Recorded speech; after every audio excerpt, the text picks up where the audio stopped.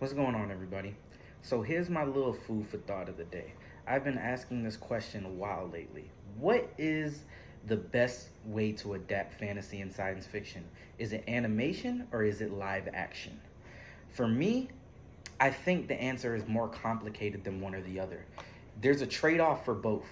I know in an ideal world, people want to see live action because they want actual actors in the scene, and I think with adults we have this preconceived notion, at least for the older generation of adults. There's a vast majority of the new generation that watches anime, so they don't mind the animation as much now. But for the older generation, they have this assumption that animated products are instantly for kids, or they just want to see live action. But like I said, I think it's more complicated than that. When you go into a live action production, people don't realize how expensive it is. Whether it's location shoots, paying the screenwriter, the script writers, the actors on location.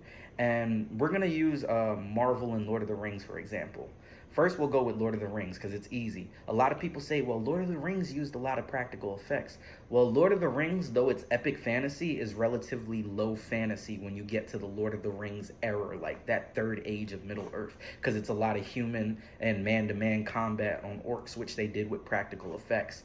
But even for the bigger, wide shots of the massive armies, those were CGI armies. Minas Tirith was a CGI, like, product. It was a product of special effects. Yes, they made a small model that they brought a sweeping camera around to, and then they enhanced it from there. Then with Marvel, you have like the Avengers movies. Yeah, you have a lot of hand-to-hand combat scenes, but then those scenes are always enhanced by CGI. CGI is nothing but animation, prettier animation. And if they're going to put all that money into special effects costs, why not just animate it to begin with?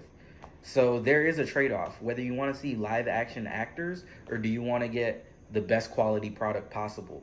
We talked about it with me and my friend, and had talked about it with Maul Shadow Lord. He was like, "This should have been live action," and I was like, "Well, then we wouldn't have gotten half of the lightsaber fights that we got, half of the action sequences, and we definitely wouldn't have got that last episode with Vader, at least not in the way that we got it."